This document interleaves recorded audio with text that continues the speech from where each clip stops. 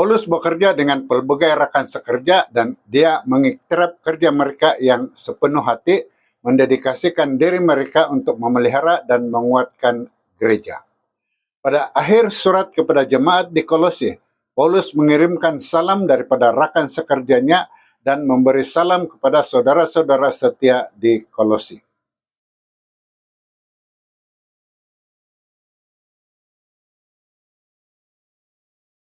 Halo, selamat kita bertemu kembali di channel Wahyu Pengharapan melalui segmen ringkasan pelajaran Alkitab, pelajaran sekolah sahabat dewasa, dan topik kajian kita untuk pelajaran yang ke-13 dan yang terakhir dalam seri ini ialah berdiri dalam segala kehendak Tuhan. Ayat hafalan kita dipetik dari 1 Tesalonika 5 ayat 18. Katanya, bersyukurlah dalam segala keadaan karena inilah yang dikehendaki Tuhan daripadamu dalam Kristus Yesus. Ayat ini mengajar kita untuk bersyukur dalam segala keadaan. Sikap ini menunjukkan iman bahwa Tuhan tetap bekerja walaupun dalam kesusahan. Bersyukur membawa damai dan mendekatkan kita kepada Tuhan. Inilah kehendak Tuhan supaya kita hidup dengan hati yang percaya, berharap dan bersandar sepenuhnya kepada Allah di dalam setiap keadaan hidup kita. Topik pertama dalam kajian kita ialah pelajaran mengenai jangkauan. Kita mulakan dengan membaca dari Kolose 4 ayat 7 dan 9 katanya, saudara kita Tikhikus yang dikasihi akan memberitahumu segala hal ehwalku.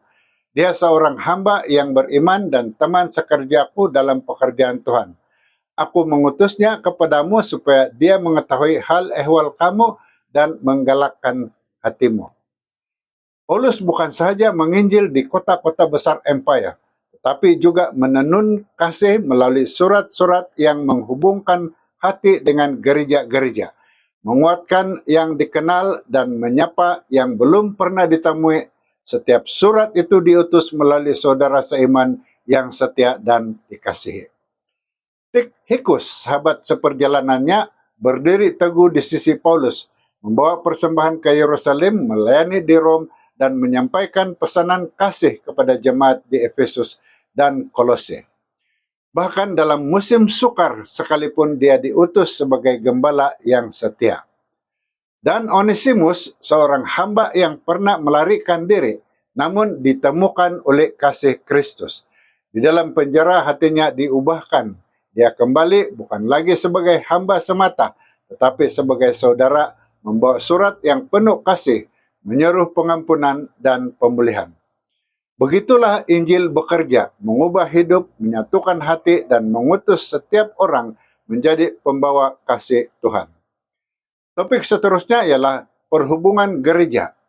Dari Kolose 4 ayat 11 kita baca, mereka inilah sahaja orang bersunat yang bekerja bersamaku untuk kerjaan Allah, dan mereka menjadi penghibur hatiku.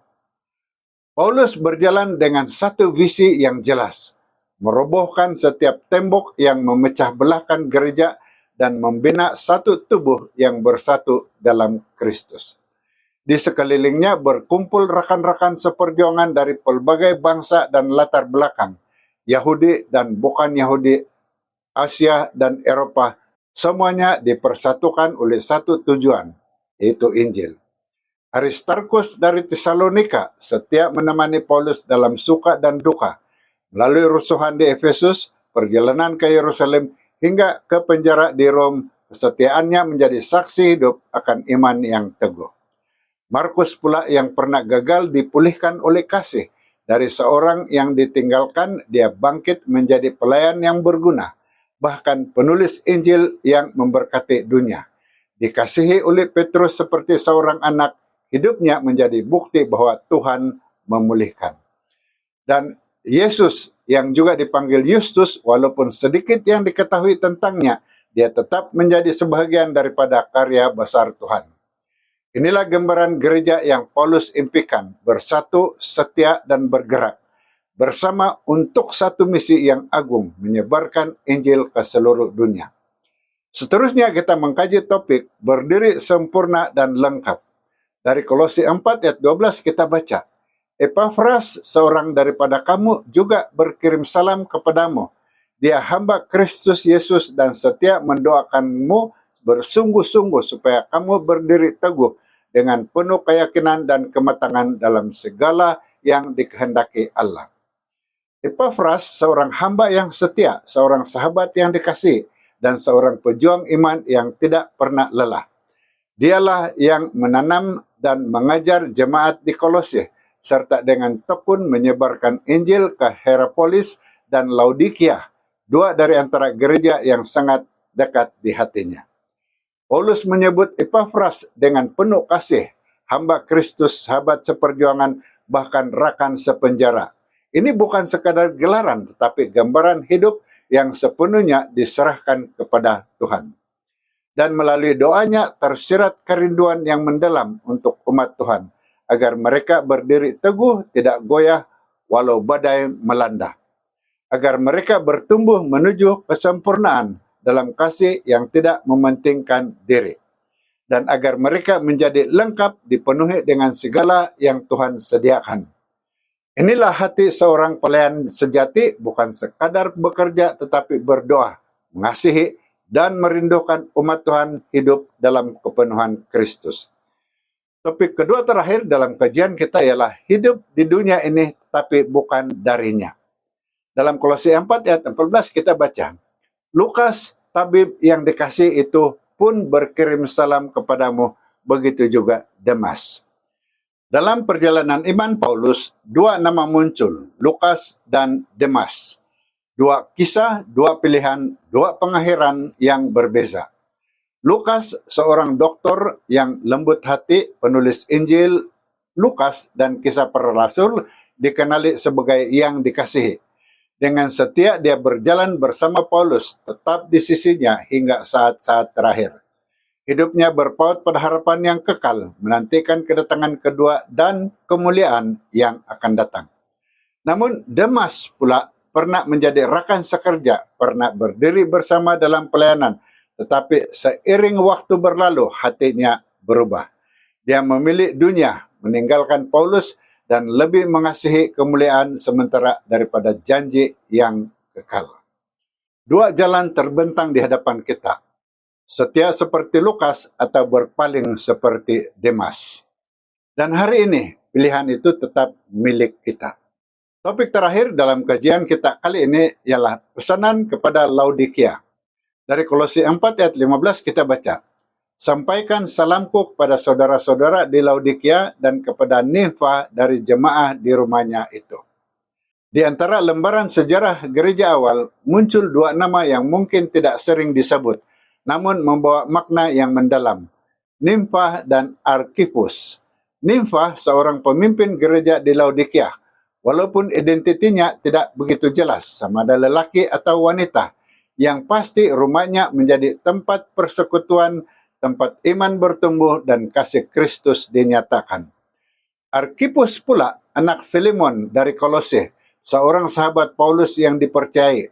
Kepadanya diberikan satu seruan yang sederhana, namun penuh makna. Teruskan pelayanan yang telah dipercayakan Tuhan. Paulus juga menghubungkan jemaat-jemaat ini melalui surat, dibaca, dikongsi, dan dihayati bersama. Walaupun isi surat kepada Laodikia kita tidak ketahui, Tuhan tetap berbicara melalui sejarah. Karena dalam setiap generasi, Tuhan sentiasa membangkitkan pemimpin yang setia untuk meneruskan karyanya. Sebagai kesimpulan, marilah kita merenung tiga kebenaran yang mengalir dari perjalanan pelayanan ini. Pertama, Injil bukanlah usaha seorang diri. Paulus menunjukkan bahwa pelayanannya adalah satu perjalanan bersama, dipenuhi rekan seperjuangan dari pelbagai latar belakang, disatukan oleh satu tujuan yang sama, memperluaskan kerajaan Allah. Dalam kesatuan kasih dan sokongan, Injil bergerak dengan kuasa. Kedua, kematangan rohani tidak lahir sekelip mata. Ia dibentuk melalui doa yang tekun, kasih yang tulus, dan iman yang setia.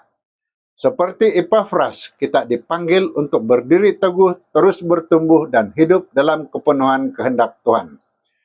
Dan akhir sekali, setiap hati harus membuat pilihan, seperti Lukas yang setia atau Demas yang berpaling, Setia kepada Kristus membawa kepada harapan yang kekal, tapi cinta kepada dunia perlahan-lahan menjauhkan kita daripada Tuhan. Hari ini pilihan itu masih terbuka dan masa depan rohani kita ditentukan oleh siapa yang kita pilih untuk kita kasihi. Sekian ringkasan pelajaran Alkitab untuk kajian minggu ini. Saya harap Anda telah mendapati maklumat yang dikongsikan melalui video ini sangat berinformatif dan membantu. Pastikan Anda sudah tekan like dan share video ini serta subscribe pada channel ini dan tekan lonceng notification agar Anda tidak terlepas menonton video yang akan dimuatkan nanti. Dan jika Anda ada pertanyaan atau pandangan yang ingin dikongsikan, sila luangkan masa untuk meninggalkan komen di bahagian komen di bawah ini atau hantarkan nomor yang tertera dan juga beritahu kami dari mana Anda menonton video ini. Dan sila terus menonton pada video yang dicadangkan di sini. Terima kasih karena menonton dan jumpa lagi di video akan datang. Tuhan memberkati Anda.